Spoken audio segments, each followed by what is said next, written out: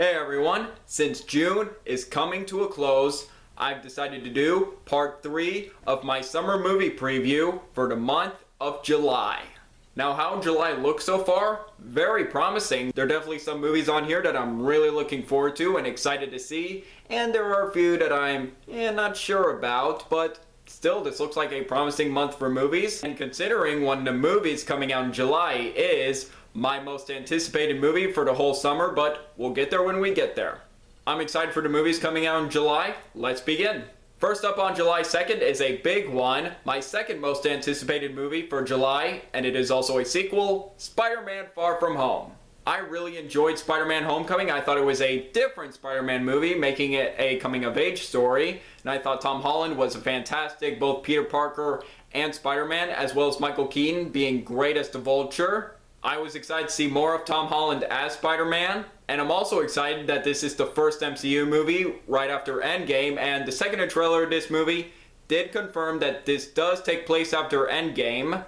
So far with the trailers and the great early reviews so far, I'm really excited for this movie. Tom Holland is so far my favorite, both Peter Parker and Spider-Man. He's the best of both of those characters. He absolutely nails them.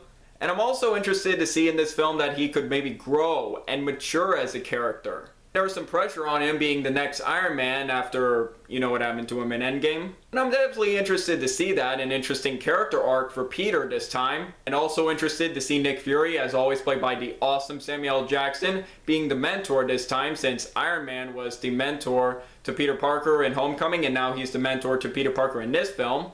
But most of all, I am excited to see Jake Gyllenhaal as Mysterio. Just Jake Gyllenhaal, one of the best actors out there working in Hollywood in an MCU movie. Just sign me up right now. I'm really excited to see him as Mysterio. He looks great in this movie. Really excited to see Jake Gyllenhaal in an MCU movie. The action looks exciting. It looks funny. Cast is great. I also want to mention that Jon Favreau is playing Happy Hogan like usually does in the MCU. And he's starring in this movie, and he has a new movie that he's directing in the middle of July, but we'll get there. So Jon Favreau is going to be a busy man this July. Overall, I'm really excited to see Spider-Man Far From Home. The early reviews of this movie got me even more excited than before. I really think the MCU has been doing good work. I'm really excited to see where the MCU goes after Endgame. Really excited for this movie. July 2nd, cannot wait. And now on the weekend of July 13th, and there are 2 movies coming out that weekend. One of them is a survival horror movie known as Crawl.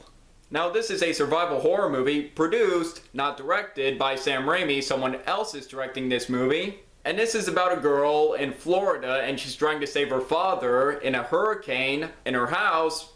But there are also alligators there, so she's got to try to survive and save her dad. And honestly, this looks like an okay survival movie. Didn't really impress me that much. Looks like there could be good moments of tension. Is it me, or is this reminding me of that 2016 movie, The Shallows, with Blake Lively, where she's trying to survive from a shark? And this movie is reminding me of that movie in some ways. Not much else to say about this movie. It looks alright. Could be a fun survival movie. We'll see. And the second movie out that weekend is a new action comedy, Stuber, starring Kumail Nanjiani and Dave Bautista. Now the basic plot from the trailers is about this Uber driver played by Kumail Nanjiani. His new ride is a cop played by Drax the Destroyer, or Dave Bautista, and they go on a night of craziness and insanity, and that's pretty much it. Now so far in the trailer, I'm really liking the comedic chemistry between Nanjiani and Bautista. They look like they have pretty good chemistry. Kumail Nanjiani, I think, is one of the funniest actors out there in Hollywood right now. I think he's absolutely hilarious. And Dave Bautista has shown in the Guardians of the Galaxy movies that he has really good comedic talent. So I'm excited to see these two as a duo, and this could be a fun action comedy movie for the summer with hopefully 2 enjoyable leads. The trailer had its funny moments, and this could be a nice comedy to see for the summer with some laughs, so this could be fun. Now on July 20th, which I predict is going to be the highest grossing movie of the summer, and one I'm both excited about, but also curious about and worried at the same time, the new Disney live action remake of The Lion King, directed by Jon Favreau. Now the original animated Lion King is my favorite animated movie of all time. I absolutely adore it. It's a masterpiece. Now a Disney live action remake of The Lion King should not happen. maybe in the hands of a wrong director, it shouldn't happen. However, I feel like maybe in the hands of a right director, like Jon Favreau, I feel like it could work. Now, I have 3 reasons to why I think Jon Favreau could be a good choice to direct a Disney live-action remake of The Lion King. 1, he knows how to make entertaining movies. This was the guy who started the Marvel Cinematic Universe with Iron Man. And even though I thought Iron Man 2 and Cowboys and Aliens were okay movies, they had their entertaining moments. And he directed, in my opinion, the best Disney live-action remake so far, The Jungle Book 2016, which I thought was amazing. He definitely knows how to make entertaining movies, and I think he's a talented director. And 2, he's very good with visuals. I think the effects in both the first 2 Iron Man movies hold up well, and I thought the effects in Cowboys and Aliens were good too. And the effects in The Jungle Book 2016 won an Oscar for Best Visual Effects, which I thought was very well deserved. So he's definitely good with visuals, and so far in the trailers, the visuals look amazing. Just how photorealistically they capture the animals and the locations, it all looks amazing. And 3rd, I brought up The Jungle Book 2016, and I thought he directed the best Disney live-action remake of The Jungle Book, and maybe Disney was impressed with The Jungle Book, and maybe they thought he would be a good choice to direct The Lion King. And The Jungle Book being a hit, scoring a 95% on Rotten Tomatoes, and grossing over $900 million worldwide. I do have faith that I think Jon Favreau could do a good job with The Lion King. And the cast they got for this movie? They got a bunch of talented people for this movie. Donald Glover as Simba, bringing back James Earl Jones to voice Mufasa. Seth Rogen as Pumbaa, which I find absolutely hilarious, and I am really hoping Seth Rogen thinks Hakuna Matata. Me in that theater, waiting for Hakuna Matata, and Seth Rogen starts singing as Pumbaa. I'll be super happy if that happens. I can't wait to hear Seth Rogen sing Hakuna Matata.